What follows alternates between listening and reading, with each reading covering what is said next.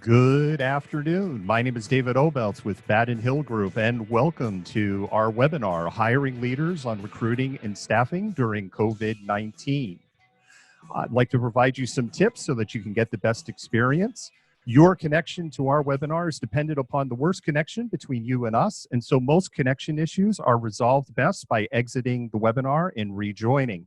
Questions can be submitted through the group chat, and our panelists will be taking moderated questions. And as a reminder, this conference is being recorded. And with that, I would like to go ahead and introduce to you Amanda Gorlick of TalentReach. Thanks, David, for organizing all of this. It looks great. Welcome, everyone. Excited everyone could join. We're navigating these unprecedented circumstances, but this is an amazing alternative to bring us all together remotely. The entire TalentReach team is dedicated to maintaining some sort of normalcy given the current landscape. That being said, we are thrilled to host this webinar today with some amazing pillars from the community to shine some light on how we get through this period.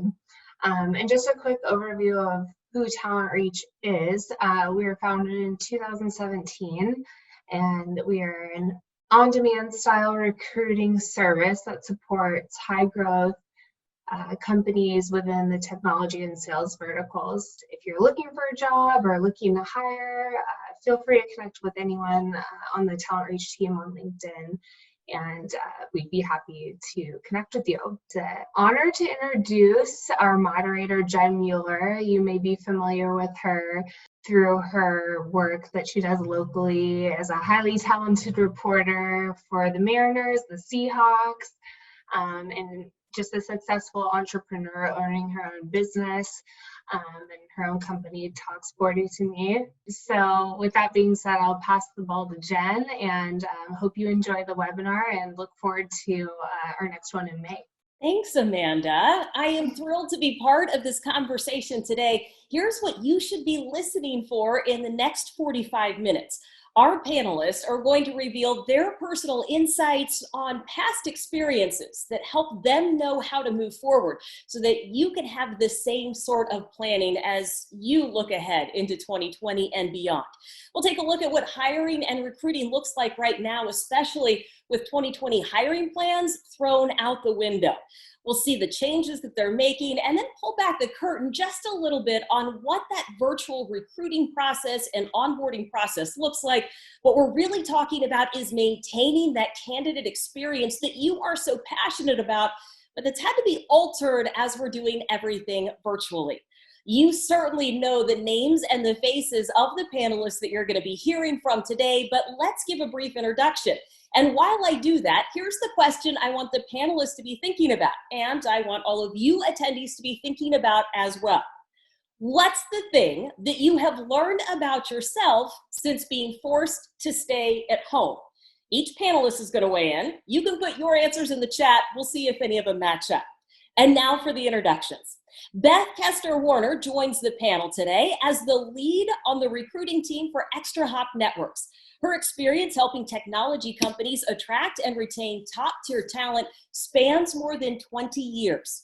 She has helped build early-stage companies like Isilon, Avantail, and ConnectSoft, as well as drive the growth of technology giants such as Microsoft, Amazon, HP, and Craig. John Jenks Bauer is a panelist who leads talent acquisition for BECU, the nation's largest community credit union. Prior to BECU, John led talent recruitment for Real Networks and held recruitment and program management roles with Swedish and Washington Mutual.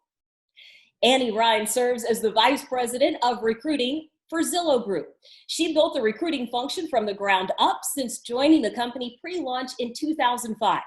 Annie leads the recruiting strategy and execution for Zillow Group's 10 consumer and business brands.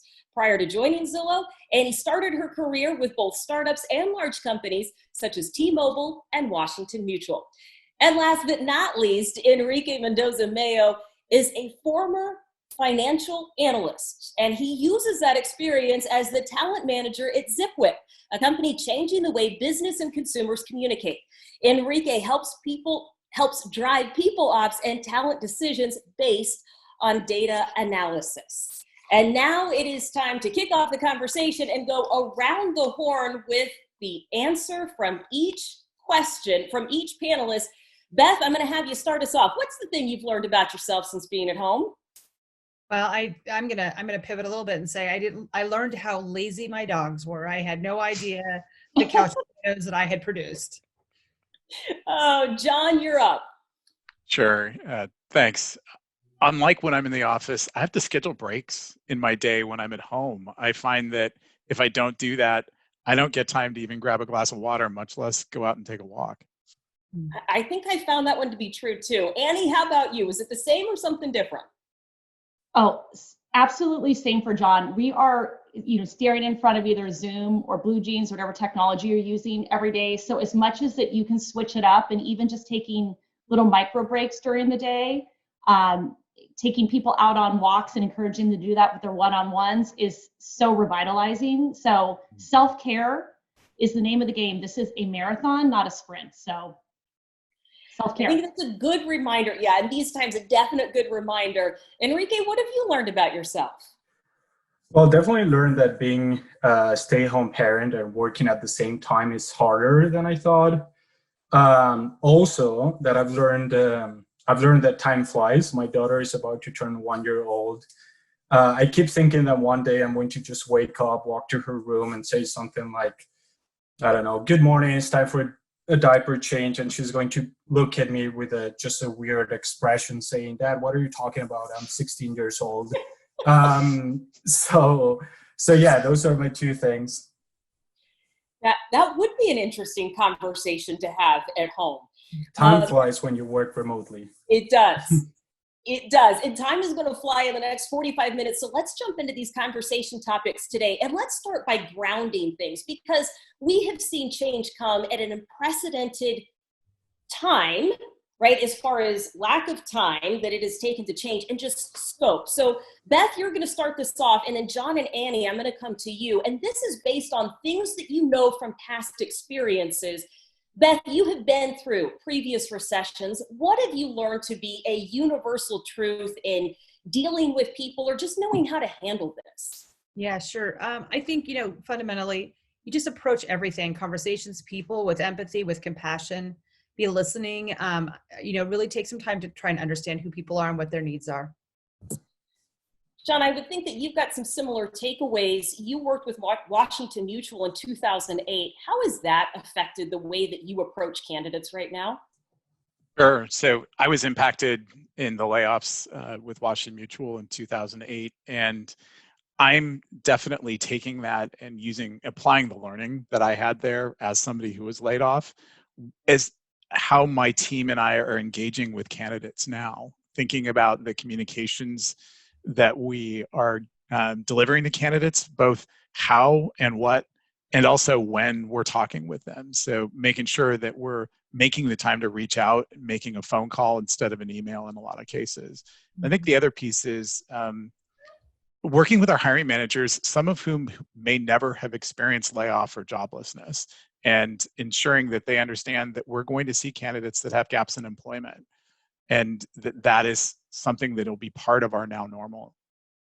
And we're going to talk about that a little bit later on from the candidate side. What happens when you do that, right? What should you know as a candidate? But Annie, I think that a word that comes up for you a lot is empathy. And you have seen downturns with Zillow because you've been there for so long. How does empathy show up in how you're handling the situation now? I mean, it's everything. I mean, if you think about it, you can have all the best laid plans, but it's the how that we are engaging people. We'll talk about this, and I'll probably keep pulling this theme through, but it's how we're treating people. People are going to remember this time, and it is one of the most important things. I will say, though, that I think the piece that has been really something that's made me most proud, and an advice I would probably give is, I think the power of having a strong mission and strong values is also equally important. You lay these missions and you lay these values in a business, and at times like this is when it builds a resilient culture. And what I've been really witnessing, especially now, went through this in 2008 as well. It was really tough. It's tough now. You have to make some difficult decisions. But if you've got that North Star to go back to, I think it's really your guiding light to help you make the decisions and give your employees something to anchor back to. And so, I don't know, I'm just really inspired by watching the team kind of fall back on the mission and the values right now to show them the way. Especially when everything is changing. And before we get into that, I do want to acknowledge lots of people have weighed in on the question. And I think that you panelists hit on very similar feelings that everybody has about needing to schedule time because they'll get into a time warp. Things are flying, and making sure that the calendar is set for the course of the day. Now, when it comes to hiring plans, Enrique, I'm going to dive into this pretty deep with you. You've got a different experience than everybody else, but John, Annie, and Beth, you're also going to weigh in. ZipWhip is in a unique position when it comes to hiring and recruiting right now. It is different. You have seen exponential growth in the number of people for those positions. Where do you stand, and what is the current when you have an essentially 400% people applying for jobs? Yeah, right now at ZipWhip, we have a mix of recruiting scenarios. So we're basically asking ourselves different questions, because with the current situation, with the pandemic going on, with like all of our workforce and all of the candidates working remotely, we cannot rely on doing things the way we have always done them, right? So depending on the team, we are asking ourselves, like, why do we do things the way we do them? And if we don't have a clear answer for that, that makes sense for the current situation and this current business dynamics, we're adjusting it, right? So again, like, we have a mix of recruiting scenarios. Some teams have put all their roles on hold. So in those teams, we're focusing on outreach practices, how to manage a pipeline full of passive candidates, online networking. On the other hand, there are some other teams like our engineering team that, as you said, we're seeing an increase of 400% in applications, right? So we're adjusting our process to deal with that volume. And in those teams, we're asking ourselves questions like, hey, how do we improve the initial phone screen with candidate in order to reduce that number of applications that we pass to hiring managers? Why? Because as a recruiter, if you're used to pass the best 10% of applicants, right, to the hiring manager. Now with the current volumes, that might be jumping from sending 10 to 40 resumes to the hiring manager. So the idea here is that we're revising our recruiting process based on every scenario that we're facing. So how do you make that process more efficient, Enrique? And then we're going to get into John and his feedback on something. What are some of the things that you've done to make it more efficient? Yeah, I mean, this dramatic increase led by the coronavirus and the pandemic situation has pushed us to make the process more efficient. As John said briefly, we're also getting closer to hiring managers. We're having more in-depth conversations with them. We're asking them everything about their roles, about their teams, how they work together, what projects are they working on, what challenges they're facing, what are the opportunities for growth inside those teams. We're even looking at retention rates and see why people stay at ZipWhip or leave ZipWhip.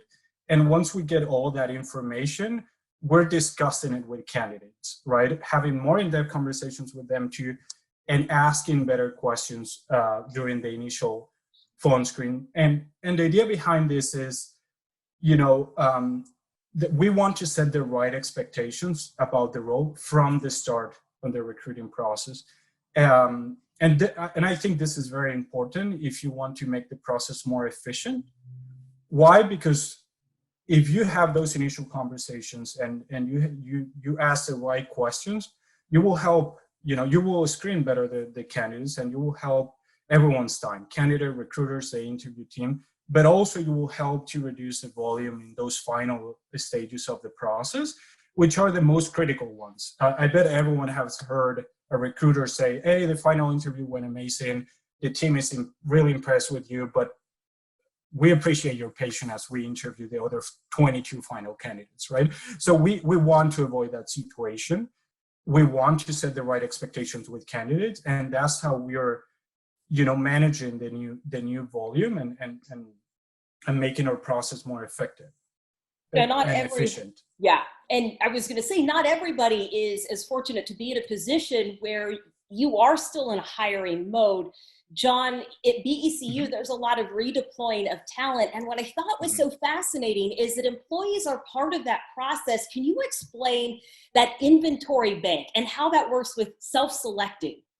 Sure. So like a lot of organizations, we've looked very closely at our hiring, and we've made the decision to pause what we're considering non-business critical hiring in certain business areas, and then looking at the talent that we have within the organization and building a short-term redeployment process that centers around a skills inventory where employees can go in and identify skills that they have, especially critical need skills for specific business areas that have the biggest need to serve members currently.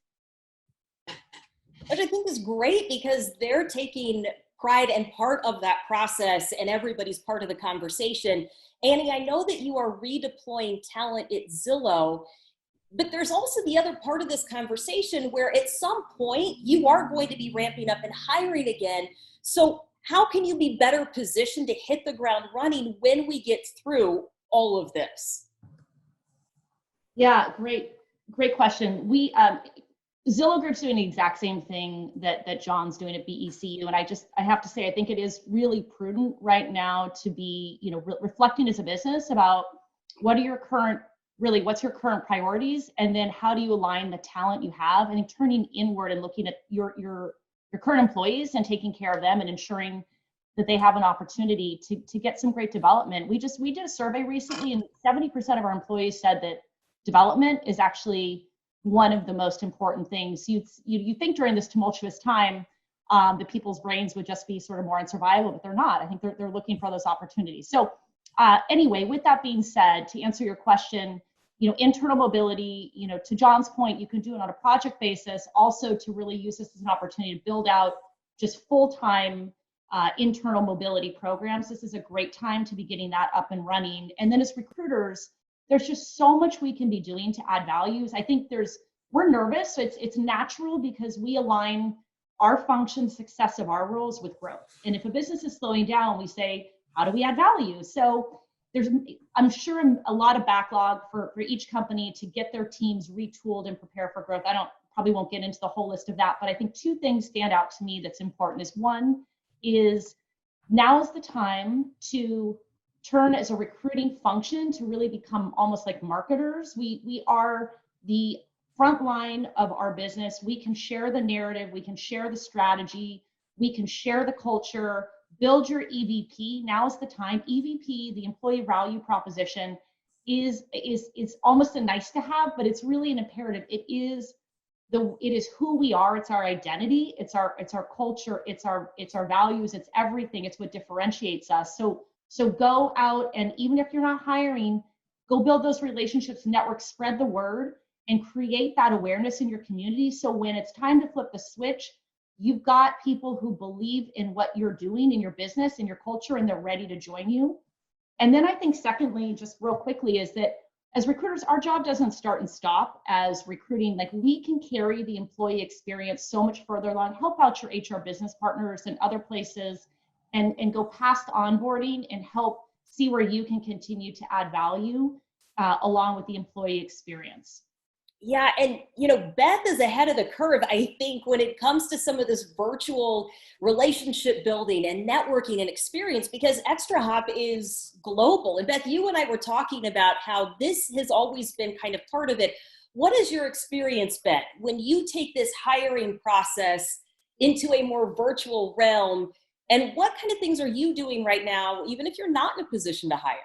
Yeah, definitely. I agree with everything Annie said. I think that networking and kind of getting out there and that consultative nature that recruiting can have to impact so many different people, both internally and externally. But, I know one of the things that, there's always talk about improving the interview process and improving the candidate experience, doing all these things that are the, wish you could have time to do when you're just full speed ahead as executing and hiring.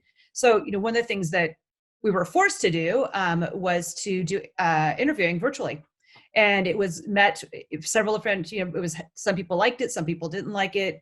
A lot of resistance to whether or not the managers in particular were getting what they needed from that process because it was uncomfortable and they weren't fully, engaged in, but there was zero choice. And I think the learn was they really were able to kind of come full circle and realize that they could have benefit.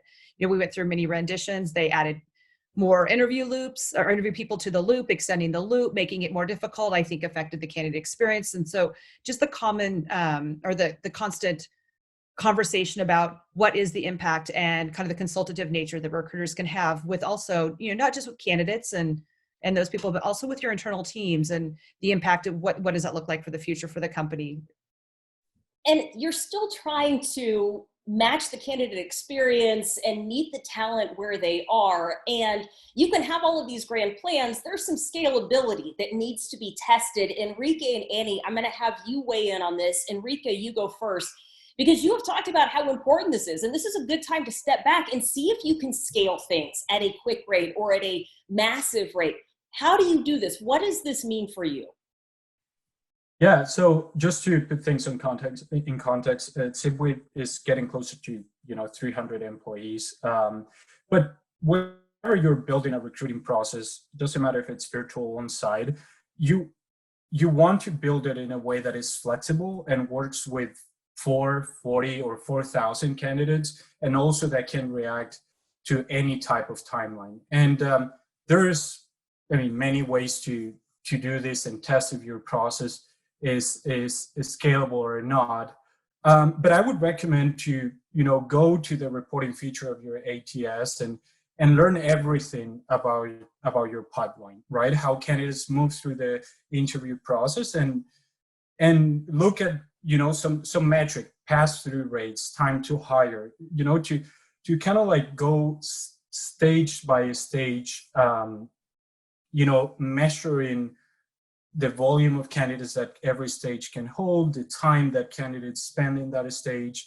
And you go through all the stages, including, phone calls, on-site interviews, technical assessment, or applications review. And you have to stop in every stage to understand what happens. And then it's when the testing comes and you have to play with different scenarios and repeat that process, that studying process, to see how your process evolves, right? What if the volume of application increases? What if, what instead of 3 sales operations manager, you need to hire 10? What if instead of 45 days, you need, 30, right? So you play with those variables and you see how your process evolves, right? So yeah, I think that the whole idea is whenever you're planning or changing, you're planning to build a recruiting process or you're making some edits to it, think about building it as flexible as possible to make it work for any type of volume of applications, right. Or any timeline. Right. And Annie, you talked about architecting communication as part of that scalability process. What does that mean? Yeah, I guess that sounds kind of fancy, doesn't it? And maybe it's not. Fancy. Maybe I'll just take it from a different perspective. It's just like the importance of communication right now. I'll just say, I think everyone would agree on the panel and hopefully in the audience, like it's all about communication right now. It's the first thing I think about. It's the last thing I think about. And it's really anytime you're delivering a message, should be thinking about who's my audience. I think there's a couple ways to frame it up. You can think, we do it a few different ways on my team. We think about who our different customers are, and then we think about how we want to organize really architected, or planned and thoughtful, intentional communications based on those different customers that we're really serving them with the right message. And I think you said it too, like meeting them where they're at. The other way to think about it is you can do it internal, external, however you want to do it, but a few just sort of maybe tangible takeaways for the audience, just to help sort of think about how you can serve those different customers would be for candidates. Enrique touched on this as well. I think really mapping that journey out and thinking about the critical connections. And it's an interesting sort of duality right now, because you want to try to build things for scalability, and especially communications. Anything you can do to sort of make it feel personalized, but make it scalable is really the name of the game. This is for recruiters, but also, again, people are in such unique situations, and not everybody has the same access or privilege, and people are in just different stages of this journey, and we have to meet people where they're at, so it has to be hyper personalized. So it's very nuanced, very, very nuanced.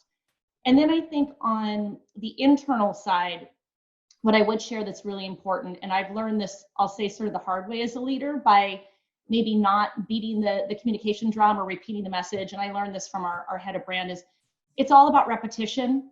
You got to do the rule of 7. You got to repeat yourself, repeat it again. And I think just remembering for everyone, like, our brains are full. The people we're talking to, you're listening now, your brains are full. If you take a few things away, that's great. And so the ability to repeat and really be clear and concise about what that message is really going to help, really help you there. And then I think just lastly, something else that I've really learned that's super important is that it's okay with communication right now. Just be authentic. Like, people don't want to hear a bunch of corporate jargon, and so they want to hear authenticity. They want to hear vulnerability. It's okay to say, I don't have all the answers. And I think time is standing still. Like, someone said it's things are moving fast, but also the days are long. So if you can get information to people sooner, be fast, be human, I think would just be a takeaway. And again, I said it before, but people remember this time, so treat them well. And John, I'm going to have you weigh in. And just so that folks listening know, I can see that we've got a whole bunch of questions coming in. We're doing broad brush topics and broad kind of stroke issues with the panelists. We'll get into those questions and see if we can dive a little bit deeper, just as we continue to add some perspective here. But John, you've talked about taking extra time with candidates, right? People want to know what's going on. How have you kind of changed that interaction, and how are you accounting for that in the recruiting process? Yeah, I want to dive back really quickly to a couple of things that Annie said, because Annie, I totally co-sign what you were saying, that this is a totally unprecedented situation. And I can't tell you how many times as a leader, but also as a recruiter, over the past 6 weeks that I've said, I don't know, or I don't have an answer for that today. But the messaging that I think we are delivering to both our candidates and our hiring managers is, here's what we know now, here's what we are working on, here's the way that the organization is responding to this, here is how our processes are changing. And I think one of the things we've seen that's changed thematically in the dialogues we're having with candidates over the past 4 or 5 weeks is, our recruiters need to leave more time for every dialogue that they're having with candidates, for a couple of reasons. One, candidates have a lot of questions because of the ambiguity of the situation, and they want to know, they have anxiety around, what's the interview process look like? What happens if I accept this offer? Will I have to work on site? Will I have to come on site for training? We need to be able to address those conversations, but even at a more personal, I guess, and human level, we're finding that candidates just want to share their current life experience and their current stories with us. That it's not all about the professional dialogue that that particular conversation might normally be. And we're leaving space to have those conversations with our candidates, because one of our values as an organization is be real. And that's a real conversation we need to be having. Yeah, and that ties back into what Annie was saying, right? You have to have your mission, your guiding star, and have to keep repeating that. Absolutely. And then you're doing that also in actions with your candidates, right? So they feel the BECU culture and brand. Yeah, and our team's been talking a lot about that concept of how we respond to this is how people will remember us. And, Annie, I think Annie and I were in another conversation about a week ago, and she said something very similar to that. And I have to tell you, it's been absolutely foremost in my mind. Yeah, that's a good one for sure. Let's go to the networking part of how you do this. A, in a virtual space. B, when you're not necessarily in a position to hire. Why it's important. We're going to have Beth and Enrique weigh in on this. Before we go into some of that virtual experience a little bit more, how do you create that experience for the candidate? So Beth, what are you telling your team that they should be doing right now to network? And how do you do that in a virtual setting? Yeah, that's a good question. So, I've really encouraged, and it does come back to some of the same things we've talked about is, they're humans. People are, we don't deal in numbers, and while supportive of reporting and it's important to our function, remembering that they're humans and getting out in the world and networking with people, within, whether it be your technical space, for us it's security, but encouraging my team to find what those groups are and who they want to align with and what's important to them, kind of challenging them to join the meetups and, not only their own personal development, taking care of themselves, self-care and building their own skill base, but also connecting with the folks out there and saying, no, we're not hiring, being authentic, being transparent, really being honest with them of this is what we're doing and this is why we're doing it, why we've selected you, and build those relationships. And again, branding for the company, branding for ourselves as recruiters and humans. People do remember that. They appreciate it. And quite frankly, in the times where they're not getting a whole lot of, they're not getting a huge amount of reassurances, of what the future looks like, some of those kinds of little things can make a huge difference for people. How about the conversations, Beth, that should be taking place internally as well, right? Networking isn't just an external function. No, you're absolutely right. The same thing is true. In building those we as a culture in our company, we really do connect a lot, and we have a culture of fun. And I think a lot of tech, that's just, kind of who we are. But yeah, when you can't see people face to face, it is a challenge. And we've had some interesting things, I think a lot of us are doing happy hours with our teams or, with multiple teams, which is always fun to grab a cocktail, or we've had themed Zoom meetings where, we had a hat meeting or a team meeting, wear your favorite team. But we also challenged other teams to like games. There's a couple apps out there where you can get multiple groups of people and just go to a trivia game or even tic-tac-toe, whatever. Just the engagement with people has been really critical as well.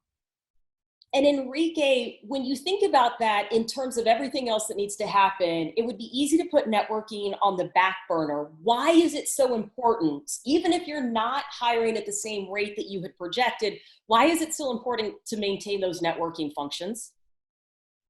Yeah, no, I mean, I totally agree with what Beth said and John about spending more time with candidates, being thoughtful with them. And I think recruiting teams should always be building relationship for the future, right? Right now, headcount forecasts are very short-sighted, but eventually things are going to go back to normal. And recruiting teams need to prepare for that. So I would recommend to recruiters, start building those relationships now and don't wait until you have that approval to start hiring again. There's many ways to engage with people.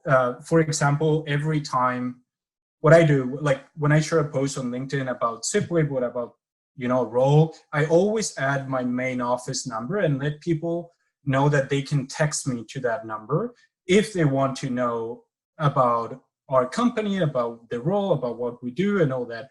And you'll be surprised, but at least I get 1 or 2 texts from people. So it definitely works, to start that conversation with a potential candidate. So yeah, I would recommend recruiting teams to start having those thoughtful conversations, building those relationships with candidates now. Talk with them about your company, describe the opportunity of joining the company, describe what's the company plan for the next 3 years, make them excited about it, talk about the leadership team, the managers that is running the team, the candidate is interested in joining, talk about learning and development offering, engage with people right now and make them want to work for your company now or in the future. I'm sure like after a pandemic, it will be easier just to text them or pick up a phone and say, hey, are you still interested in joining Zipwhip or any company, right? So yeah, I mean, it's a very good way or moment to start those conversations and start building those relationships. I've got a lot of questions coming in from the audience. So here's what we're going to do. We're going to get a little bit more from John, Enrique, and Annie on the virtual experience, how they are engaging and maintaining that candidate experience, even when it's online. Actually, Annie's going to give us some advice for candidates on that. Then we're going to jump ahead and have the panelists kind of leave us with some key objectives before we jump into some audience questions. So we are getting super close to getting some of those questions answered. And I want to start with this one. I know that this is also a question from the audience. John, it is going to you. When you talk about having that culture come through in virtual interviewing, how do you do that? And how comfortable have you become in hiring or recommending a candidate without having a live in-person interview? Mm-hmm. Yeah, so video interviewing, we've used a couple of different scenarios for that, even prior to the pandemic. One of those has been, we use for some of our positions an asynchronous video interview solution where our candidates actually get the opportunity to be walked through what a day in the life looks like for specific positions while being asked questions by different people who are doing that job, or maybe their supervisor. And so that's played a very large role in hiring for a number of our positions for some time. In terms of live video interviewing, we've obviously, like I think everybody on the panel, have moved to that pretty rapidly in an agile fashion over the past 6 weeks. It's been something that I think somebody once said to me that there are times where you have to get comfortable being uncomfortable. And this is one of those scenarios where there has been some discomfort with interviewers about, you're asking me to make a hiring decision without sitting face to face with somebody. We've actually provided them with guidance, and in some cases have done some mock interview opportunities for people. I think that's a great plan. Enrique, you had some interesting things that you were talking about and trying to make sure candidates feel welcomed and warm, whether it was swag or virtual office tour. What were those things quickly? Yeah, no, we're just trying to replicate our normal onboarding process. HR and IT are working on like sending laptops, t-shirts, booking time with them to make sure that, new hires are okay. The facilities and marketing team put together a video specifically just for the coronavirus, just to show the office that we have that oversees, the Puget Sound. And also every week, and this was before, the coronavirus, every week we have a company lunch, and we still are doing that, where the CEO introduces the new hires and asks them a few questions to get to know them. So we're still trying to get connected to be welcoming to new hires remotely. But for example, in that Friday launch, we are around 250 people connected at the same time. So we're trying to take care of that new hire experience, right? And up until this point, the conversation has really been on the recruiting side of things. Annie, what advice do you have for candidates right now? Yeah, there's a lot. And I loved what everyone had to say on the sort of the recruiting and the company side. And I think just for candidates that are listening right now, I think the big takeaway is hearing the theme that we talk a lot about leading with good intent internally, and in terms of how we run business and just in general in terms of how people are interacting. I think more than ever, that's just super important. People are really working their best. So if you're a candidate and you're listening, I hope you're kind of hearing that theme pulling through, that companies are working really, really hard to try to customize the screening, the interviewing, the onboarding process to be as just as positive and high touch as possible. Now, with all that, if you're looking for a job, the market shifted, the supply demand model has just turned upside down. And so if you're looking for work, right now is really an opportunity you got to really differentiate yourself and stand out. And I think now is the time to, get creative, perhaps in ways that maybe you weren't even 2 months ago or a year ago, 2 years ago, even for that matter. So networking, we've talked a lot about that. it's good old-fashioned networking, but in a much more sort of creative way than we had before. So certainly it goes without saying, making sure your profile's up to date, and I think all the basics are true, but internal, like working your channels internal and trying to find connections within organizations and working their referral programs are really big within companies, and as much as you can find points of contact, having them advocate on your behalf. But I think what's important maybe for candidates also to know is just what companies are really looking for right now. And a lot of it isn't just the hard skills. It's not just the experience, it's the attributes. It's your how, it's what I talked about earlier, the values alignments, the culture alignment. That is so important. And in some ways, it's almost more important than ever because we can teach the skills. So we're real big on transferable skills at Zillow Group. We invite people who have different backgrounds. It's a big part of our diversity strategy to bring in people from different backgrounds and different experiences. And with that being said, call that out on your resume and call that out during your screen. Show your ability to be resilient, deal with ambiguity and change, comfort in making decisions, especially during times like this. Being able to be a leader and display leadership skills if you're not in a leadership position.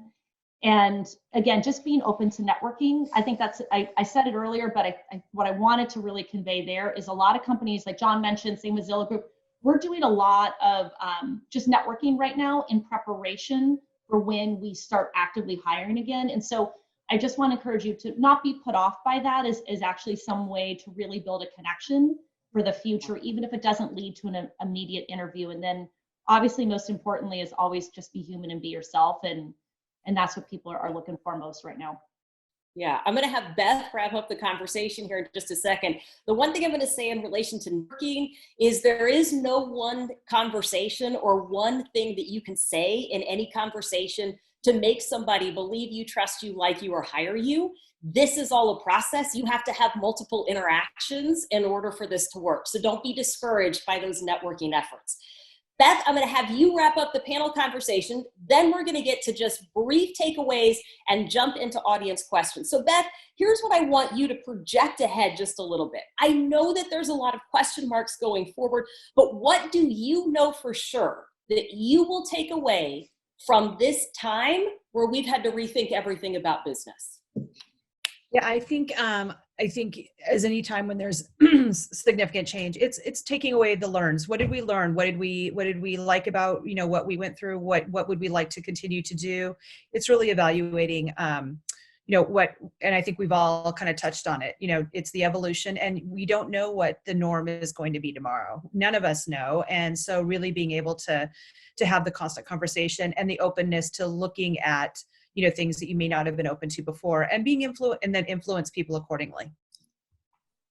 I think that is a great way to tie a bow on my questions. Now I'm going to put it on the panelists to go through their key takeaways for the audience. Maybe these are things that we have already heard. Maybe it's just something new that you want to leave the audience with. And then I promise, audience, we are getting to your questions.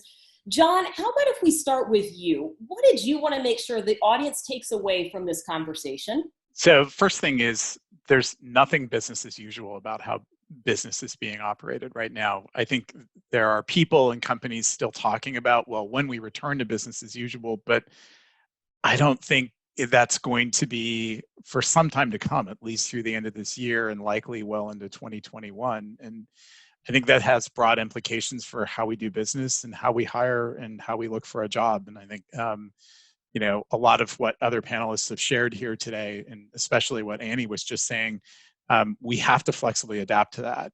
I think many of, if not most organizations, spent a good deal of March reacting, and April and beyond is going to be a mix of reacting and determining their path forward. How are they adapting and evolving?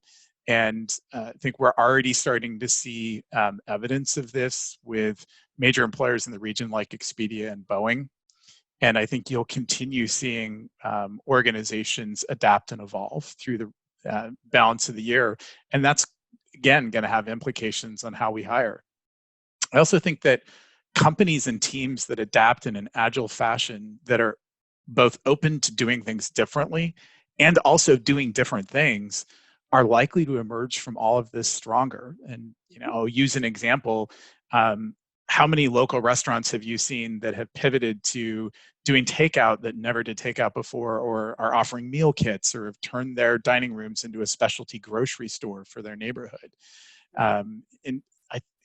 What I would say is, how are organizations thinking about talent, and both maximizing the talent they already have, but also planning for the talent the organization may need as they evolve from where we are today? Yeah, I think that's good. Annie, you're up next. Then it's going to be Enrique and Beth. We'll kind of zip through these, and then we'll get to some audience questions. Annie, what you got? Yeah, I'll go fast. So I think John said this before. Well, our old playbook doesn't work. We need to challenge our assumptions. Business has been completely turned over. And I would just encourage people to just check your assumptions as well. Don't believe everything you think. Now's the time to really reinvent yourself. Two, I've said it a few times, I'll say it again. Walk away with one thing. Just remember, people remember this time, and lead with good intent, and just know that people are doing their best, and be easy on yourself and on others, and balance that well with doing the best work that you can right now. And then third is kind of a famous phrase of mine. I use at work a lot, and I really stand behind it, but create opportunity out of ambiguity. Now is the time. You can look at this as an opportunity, or you can look at it as a challenge, and it's probably both. It is both. But I've learned definitely both personally and professionally that I think some of our best work can come out of some of our darkest and hardest times. And I just want to encourage people to think about how they can grow right now and make it an opportunity. Awesome. Enrique, your talking points. The interesting thing I think about that first talking point is that's not necessarily a bad thing when you think about rules changing. Yeah, no, as Annie said, the rules of the game has changed, but they're just different, not against you. You're the same talented people that 3 months ago. Just the new game is just about building relationships and patience, right? Companies might want to hire you, but they're not able to. So be patient and start building that, those relationships. My recommendation for recruiting teams is, invest time in building your process, improving it, and test if it's scalable or not. And recruiters, take this time, as Annie said, take this time to have a more consultative recruiting approach. It's all about having those thoughtful conversations with people, leverage your knowledge of, the job market of the community to have a positive impact on people that are looking for a job at this time, even if you're not in the position to hire someone. I love that. Beth, bring it home with your key takeaways. Yeah, same thing, my standard message. I mean, recognize the fact that we have so much impact on so many people right now, and it's both internal and external, but just that empathy, really being, taking the time to stop and listen and empathize and understand where people are at. Try and think differently, think about things, different. It's hard, sometimes to evolve and change, and, in the face of this crisis, we've all had to. And so it's really stretching a muscle that we could continue to exercise. So just always be open to that. And then I just think, fundamentally, and it's, core to who I am, be really intentional about how you support other people. We can support people in all kinds of ways, and it's going to come at us from all different directions. It's going to be candidates that need that extra time. It'll be your internal team that needs the reinforcement and feeling the security of the future, whatever that could be. And, and realistically, anybody who may have been reft, they're going to need something additional too. So just being very intentional about how you support people. All very good takeaways. And now it is time for some Q&As, which I know are going to lead to a lot of other great takeaways. I'm going to have David pop in here just a minute, and I'm going to say we've got so many questions. I am going to direct each question to one panelist. If it doesn't have a panelist name, panelists, I'm going to have you raise your hand, and whoever raises your hand first to take that question, that's who I'm going to call on. So that's how we're going to do that. Who do I have first up here? Jen, this is David, and our first question is from Jeremy. During the last recession, we saw recruiters get picky with job requirements. Oh, like being too structured around holding to requirements and all that? That would, I presume, is what their question is, yes. Okay. Annie, do you want to take that one? I was thinking about sending it to Beth, but if you've got some thoughts, you go right ahead. Beth, why don't I just do a 10-second and then jump on it too? So I chatted about this earlier, transferable skills, the world of job requirements, especially if you're a recruiter. So for a candidate, the answer is No, like we have learned the hard way as recruiters that if we stick to job requirements, we are losing out on some of the best talent out there. And so we have actually been, most really good and innovative companies have kind of turned over. And like I was saying, transferable skills, finding ways to actually lower that bar and invite people to apply in and not self-select out of the process. So the answer to that is no, we're not going to default to that. And if they are, it's not a company you want to work for anyway. Yeah, I would agree with that. And I think, I think no, all recessions are not created equally. And so I just think this is a different time than it was in 2008. And I also think that as a sector, technology, just in general, recruiting and the philosophical, support behind it has changed as well. I think that in 2008, one of my biggest disappointments was really definitely seeing when the shift happened. Recruiters kind of felt like this payback that they were giving to candidates. And so I think I could see how someone would feel what the question is, but I don't think that is, I have not heard anything along those lines in this epidemic. It really is more about supporting each other. Excellent. Next question, David. Yeah, our next question is from Arthi. I am a mother of two coming off of a 5-year break from the workplace. It is already tough. Are companies even considering returners? And then the sub question to that is, how should I best explain a 5-year career gap at this time? John, I know that you have a lot of experience, and you and I talked about this with having that gap due to the previous recession. How would you answer that question? I think it's not uncommon for people that do have gaps in employment or, short tenure at certain companies to just very quickly on their resume state, took some time off, sabbatical, whatever it may be. I think that gets right past it for most people. I think the one thing that I would say for somebody who's looking to return right now is going back to what I think Annie mentioned earlier is, what are companies really looking for right now, apart from the core technical skills that they might need for a specific role? And I think some of that is how somebody approaches how they do a job. How do they deal with ambiguity? How can they make, how can they demonstrate leadership? How can they, make decisions without having all of the facts and evidence or all of the data they might need? And I think if somebody can better articulate that both in their resume, but then also in any conversations they're having while networking, while in a phone screen with a recruiter, I think they're going to be really well positioned to have that opportunity presented to them. Yeah, I would agree. +1 on that. That was well said. Yeah. David, next question. Yeah, our next question here is going to be, I'm going to combine questions because they're very similar. They're from Sarah and then from Tim, and we have two Tims. So Tim, if this isn't your question, don't worry. I also have your question. How do you suggest candidates that are far along in the interview process to follow up with hiring managers and recruiters during the slowdown? And then the piggyback onto that is, how are you handling candidates who were far down the interview path, but now there's a hiring freeze? And in the case of Tim, he says, I'm a candidate that's in that situation right now. Okay, so I'm going to start with Enrique, who I can see nodding his head, and John also has something to add.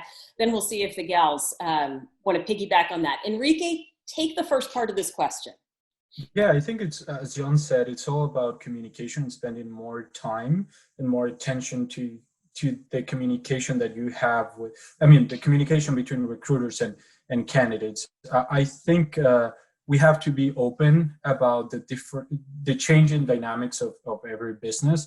If you were in the middle of the process and something happened, maybe the company is thinking about holding that hiring process. I think the recruiters have to be open about that with candidates and communicate that, like, hey, I'm waiting to hear, like, this is the situation, and have constant touches with the candidate, being thoughtful that they're waiting, that they are in a stressful situation and they're waiting to have maybe not a response or a solution, but just a follow-up, right?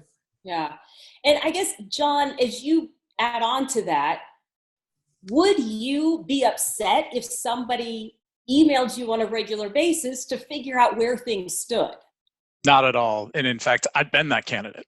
So I've went through an entire interview process, and then a recruiter came back to me and said, hey, some other stuff's come up. That team's focusing on a different priority right now. And the dialogue that we had is I said, hey, I'd like to keep the door open on this. What's the best way for us to stay in touch? So, frequency and also method of communication. And in that case, the recruiter said, hey, just, if you don't hear from me in a week, reach out. And so every week I was connecting with that recruiter, leaving him a voicemail, sending him an email, just saying, hey, checking in, here's where I am with my current search. Still remain really interested. This is my top, this is my top position for consideration. And I ended up taking that role. And then the team was able to give me more context, and there had been a big business reorg that made them push some of those hires to the side, but it was still a priority for them.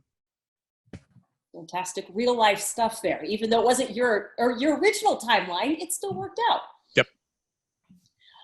David, how about another question? Yeah, I have another question here from Shane. He says, it appears there's a good opportunity to build a structured interview pipeline, even if you're not actively hiring, particularly for engineers. What new initiatives are happening today with those who aren't hiring to improve efficiency, diversity strategy, et cetera, et cetera, et cetera?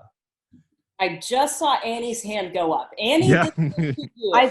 I selfishly would love this one because whoever asked the question, you framed it up perfectly, because you also mentioned scalability, efficiency, and diversity. And that is like exactly the power of building proactive pipelines right now. And it's kind of paradoxically interesting, because you think about it, as a recruiting function, we have just been waiting for the day when we can actually get out in front of positions and start to be more proactive. Because the way that most businesses work, it's the kind of, you get a job, fill a job. And yes, we have sourcing teams and building engines, but now more than ever, we have enough data and we have enough foresight to know what our core profiles are. And so what we've done at Zillow, just to get real tactical so you can get a takeaway, is figure out what your core profiles are, not all the nuances, but just break it down to the essentials. And what we've done is trying to find how are our jobs more alike than different, establish our core profiles, and then we're activating our sourcing team and our recruiters and our employees to network for referrals, all our channels around these core profiles. We're turning that engine on. We're getting on the phone. We're having virtual coffee. We're building these relationships. We're doing it in a very structured way so that once the veil lifts and we resume hiring, we've got these relationships built and we're ready to go. And because we are going to continue working remotely, we just announced through the end of the year, and I think more than into the future post-COVID, the fact that like this new virtual world is going to allow us to tap into a broader talent. I think diversity initiatives are really going to blossom and really, really take off because of this intentional work and because of our ability, again, through the transferable skills, through virtual, through all the intentional work that people are doing and these core profiles and actively pipelining. You put all that together, and that's a real recipe for proactivity. And I think just for success for our function. I see Beth nodding her head in agreement. Did you want to piggyback, Beth? Yeah, I mean, in all of that, same kind of philosophical how we're approaching ours. To the other thing is, I've intentionally been attending meetups and sitting on panels for diversity initiatives and groups and organizations that I want to partner with, and I think this is the right time to do that as well. And you also, again, are focusing heavily on who are those funnels of people and kind of that you want to add to your company. I love it. David, I'm going to turn it over to you for another question. And I'm also going to ask you to keep me honest on time, because I'm a person that can talk too much. So, well, the good news is that we have 2 more questions left. We are at the top of the hour, but I think everyone will be okay with us going over for a couple of minutes to answer these last couple of questions. Okay. The next question I have is from our other Tim. Tim's question is, are any recruiters bringing innovation during these times that have been impactful?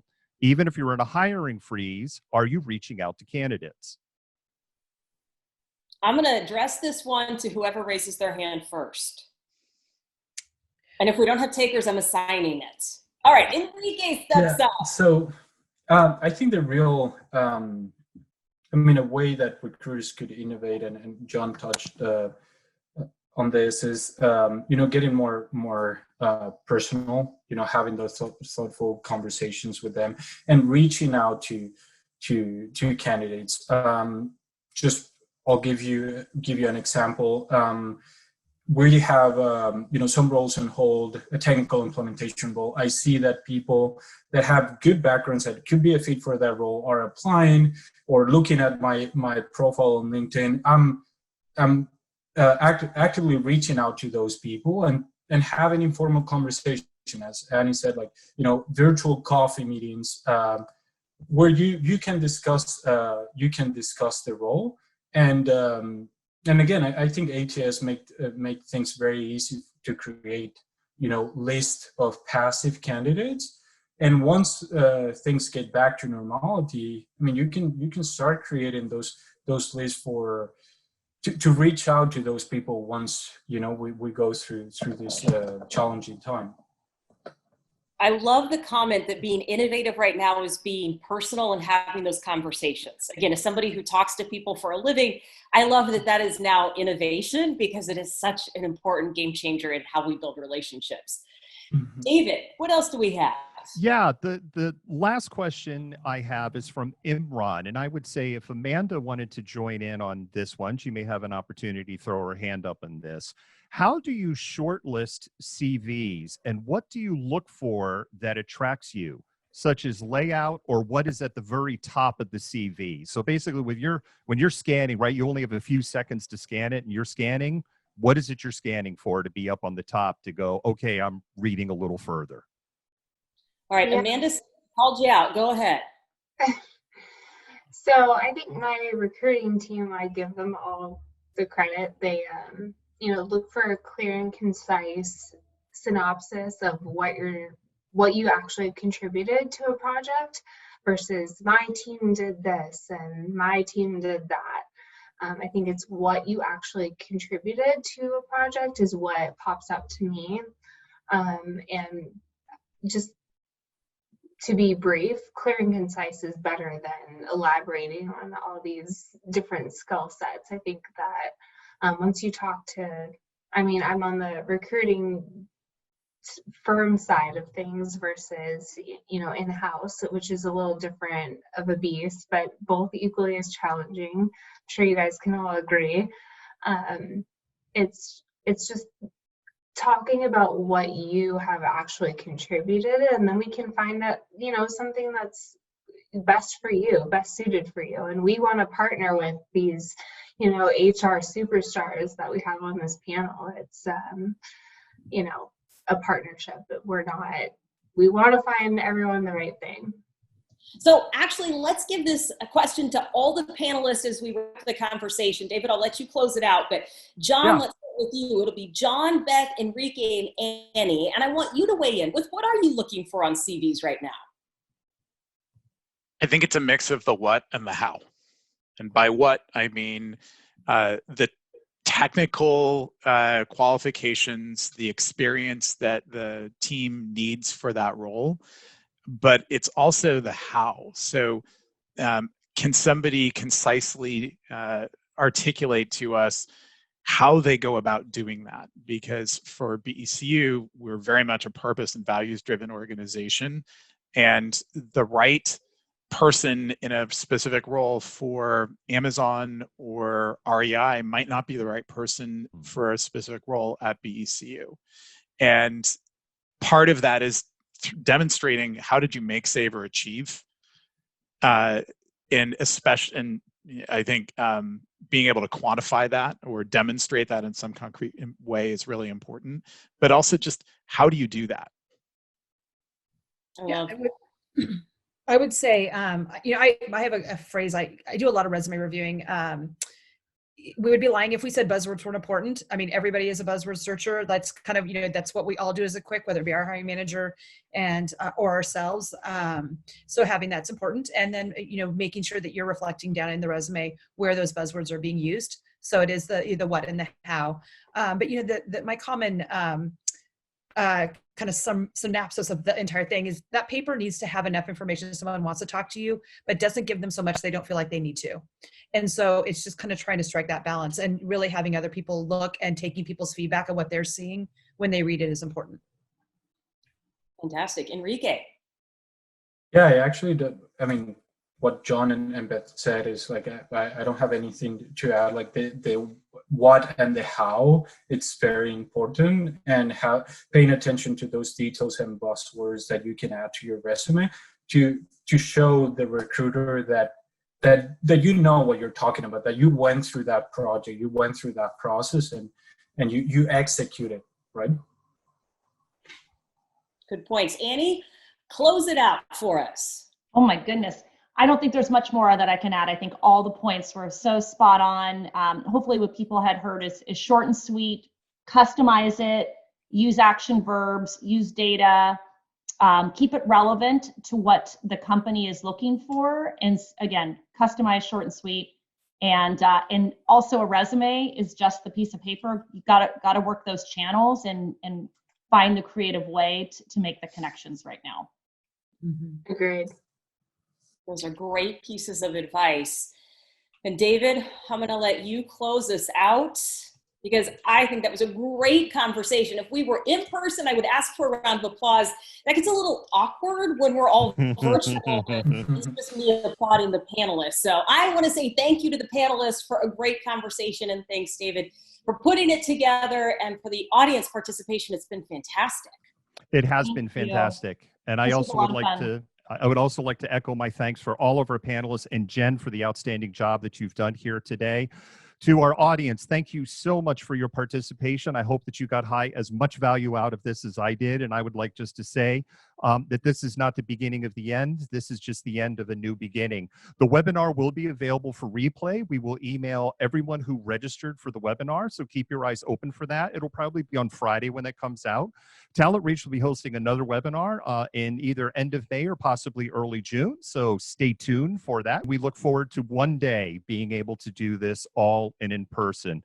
And from me and from everybody in the TalentWise family, and from BECU, ZipWhip, ExtraHop Networks, and Zillow Group, thank you so much for your participation today. Be safe, stay home, see you next month.